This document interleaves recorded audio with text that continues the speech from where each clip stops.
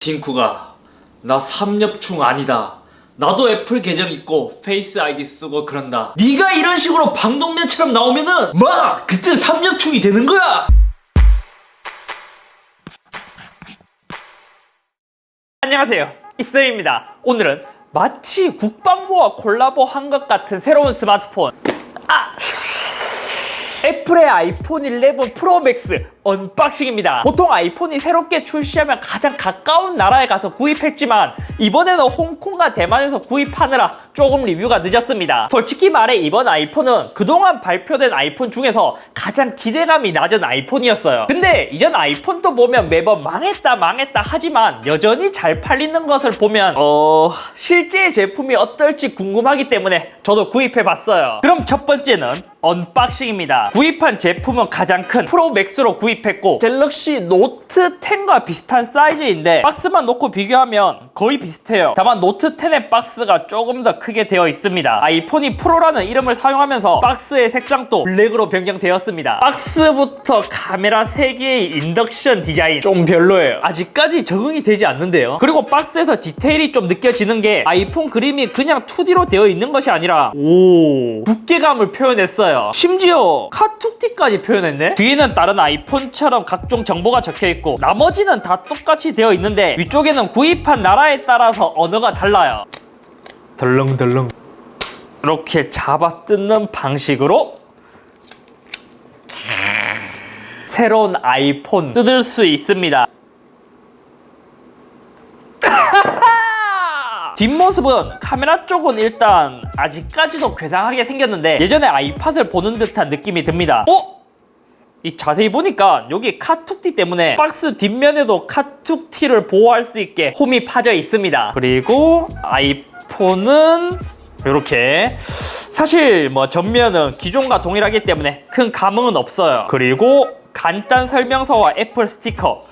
근데 이거 재질이 좀 바뀐 것 같은데요? 아이폰은 이제 이어폰 잭이 없기 때문에 라이트닝 이어팟. 이야, 드디어 애플이 새로운 케이블을 넣어줬습니다. USB Type-C 라이트닝 케이블이고 이건 새로운 충전기 때문에 변경되었는데 드디어 애플에서도 10W 충전기를 넣어줬습니다. USB-A 타입이 아닌 C 타입으로 되어 있고 5W에서 10W로 올라갔기 때문에 30분 충전 시 최대 50%까지 충전할 수 있다고 합니다. 근데 이것도 프로 시리즈만 10W급 충전기를 넣어주지 그냥 아이폰 11은 5W급 충전기가 들어있습니다. 물론 아이폰 11도 이 충전기를 사용하면 고속 충전을 할 수 있습니다. 다음은 디자인을 살펴보겠습니다. 아이폰 11 프로에서 가장 크게 변경된 점은 후면에 있는 카메라가 3개로 늘어난 것입니다. 인덕션, 방독면 디자인과 비슷해요. 어쩌면 애플이 일부러 발표에서도 이 카메라만을 많이 강조했는데 왜냐면 사실 다른 부분에서는 크게 변경된 부분이 없기 때문에 모두 카메라에 집중하다 보니까 전면에 있는 노치나 베젤은 인덕션 카메라 디자인에 모두 묻혀버렸습니다. 하지만 후면의 디자인은 사진으로 본 것보다는 훨씬 더 예쁩니다. 전체적으로 보면 완성도가 높습니다. 애플이 이런 마감 처리는 잘해요. 다만 지금 보니까 여기 보면 뭔가 불량 같은 이런 자국이 남아있어요. 그리고 후면의 재질이 변경되었습니다. 아이폰 XS는 유리를 사용하면서 유광의 재질을 사용하고 있지만 아이폰 11은 무광으로 변경되었습니다. 약간 LG V40의 무광을 보는 듯한 느낌이 들기도 하지만 실제 느낌은 LG V40보다 색상 때문인지 조금 더 고급스럽고 애플 로고 위치가 변경된 것도 꽤 괜찮아요. 처음에는 이게 좀 이 위치가 왜 변경시켰지 했는데 애플 로고가 위쪽에 있는 것보다 밑쪽에 있는 게 더 안정감이 드는 것 같습니다. 그러고 보니까 밑에 있는 아이폰 문구도 사라졌어요. 유광에 비해 무광의 장점이라면 유광은 지문이 쉽게 남게 되는데 무광은 지문이 묻기는 하지만 잘 티가 나지 않는 게 장점이죠. 옆면은 스테인리스를 사용했고 아이폰 11은 알루미늄을 사용했습니다. 카메라 부분을 자세히 보면 조금 더 특별하게 일반 카툭티와는 조금 다르게 생겼습니다. 즉 카툭티처럼 보이지만 이게 한 장의 유리로 되어 있는 건데 아이폰 11은 유리를 통으로 깎았기 때문에 카메라 부분이 특이하게 생겼습니다. 근데 사실 무광, 유광 이렇게 이야기하지만 케이스를 씌우시는 분들은 차이가 없습니다. 보통 카메라가 뒤쪽으로 툭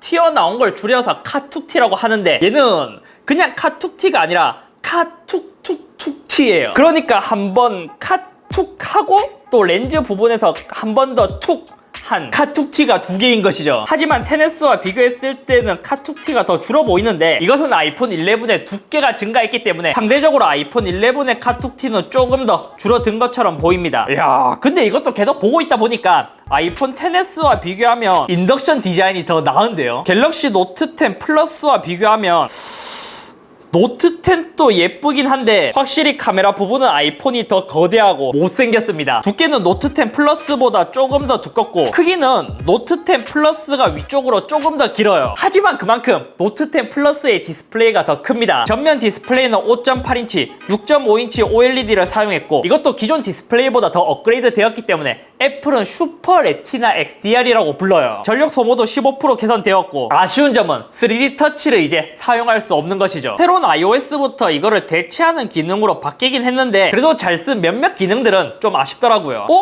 그러고 보니까 이제 아이폰이 전면 디스플레이만 이렇게 비닐이 붙어 있어요. 그리고 무게는 놀라 자빠질 정도로 무거워졌습니다. 갤럭시 노트 10 플러스 기준 197g, 갤럭시 폴드 기준 274g, 아이폰 11 프로 맥스는 221g입니다. 갤럭시 노트 10보다 약 20g 이상 무거운 것이죠. 그래서 체감 무게도 꽤 묵직하고 노트 10 플러스가 더 가볍게 느껴지는데요. 무게는 좀 아쉽습니다. 왼쪽에 진동 버튼, 그리고 볼륨 업다운, 상단에는 아무것도 없고 오른쪽은 잠금과 유심 트레이, 하단에는 마이크와 라이트닝, 그리고 스피커가 있습니다. 그냥 11이 아닌 프로라는 이름이 붙은 것처럼 라이트닝 케이블이 아니라 USB 타입C를 넣어줬어야 했는데 아이패드 프로 시리즈는 USB 타입C를 넣어주고 아이폰은 프로인데도 라이트닝 포트, 굉장히 아쉽습니다. 다음은 카메라를 살펴보겠습니다. 사실 카메라 부분을 제외한다면 기존 아이폰 10s와 큰 차이는 없어요. 아이폰에서는 트리플 카메라를 처음 적용했지만 이제는 많이 익숙해요.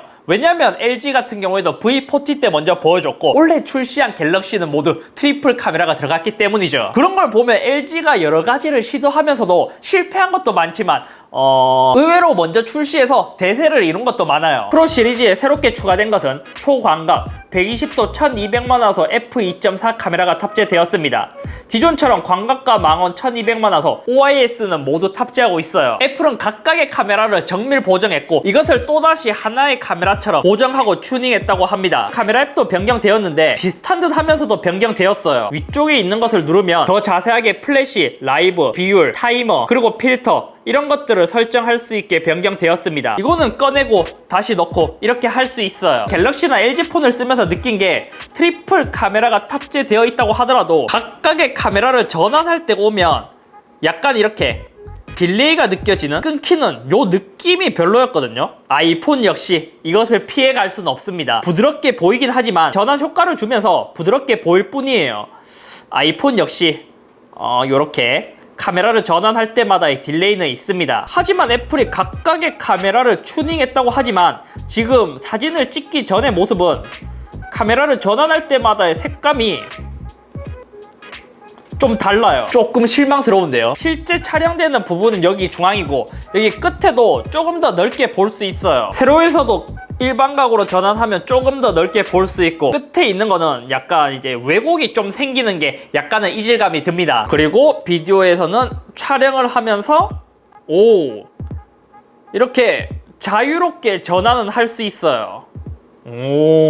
여기서 이제 기본적으로 사진을 찍을 수 있는데 퀵 테이크라고 해서 그냥 사진을 찍고 그냥 이렇게 길게 누르면 영상을 촬영할 수 있습니다. 영상 촬영을 고정하고 싶으면 오른쪽으로 밀면 이제 영상 촬영이 고정되고 전면 카메라도 조금 더 개선된 1200만화소 f2.2를 탑재했으며 얘도 광각과 일반 전환처럼 이렇게 사용할 수 있습니다. 새롭게 추가된 게 전면에서 슬로우 모션을 사용할 수 있고 그리고 이제 모든 카메라로 4K 60프레임까지 촬영할 수 있습니다. 또 갤럭시 노트 10에 들어간 것처럼 오디오 줌 기능도 들어갔어요. 생각해보니까 LG G2 때도 들어간 기능인데요. 다음은 간단히 카메라를 비교해봤습니다.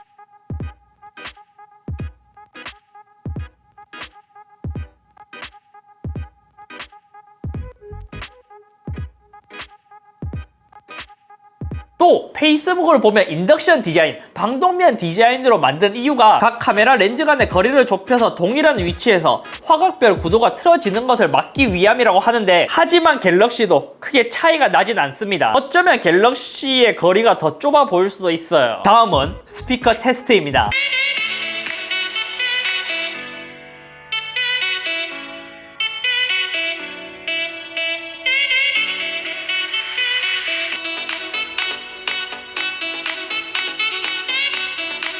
대체적으로 애플 기기의 스피커는 다른 제품에 비해서 스피커 품질이 좋아요. 마지막으로 아이폰 11 프로의 스펙은 애플의 A30 바이오닉이 탑재되었습니다. 전작인 XS와 아이패드 프로의 긱벤치를 비교해보면 수치도 조금 더 올라갔고, 특히 이 프로세서가 전력 소모 개선도 많이 이루어졌다고 해요. 램은 4GB를 탑재했으며 갤럭시는 이제 12GB까지도 탑재하는 마당에 4GB의 램은 좀 많이 아쉽습니다. iOS가 램 관리를 잘해주긴 하지만 특히 카메라를 쓰면 램이 부족해서 튕기는 경우가 많았어요. 그러한 점은 조금 더 써봐야 알 것 같고, 용량은 64, 256, 512GB로 출시했습니다. 저는 이 용량도 최대 단점이라고 생각해요. 왜냐면 카메라를 강조한 만큼 사진이나 영상을 찍으면 금방 용량이 차버리는데, 아이폰을 이제 프로라고 불리면 기본 용량이 최소 256은 되어야 한다고 봐요. 방수는 IP68 등급으로 기존과 동일하지만 4m 수심에서 최대 30분 견디는 것을 보면 방수 성능이 기존보다 조금 더 좋아졌다고 볼 수 있습니다. 배터리도 프로세서와 디스플레이가 개선되었기 때문에 XS 맥스 대비 5시간 증가했으며, 충전 속도는 테스트를 해봐야 알겠지만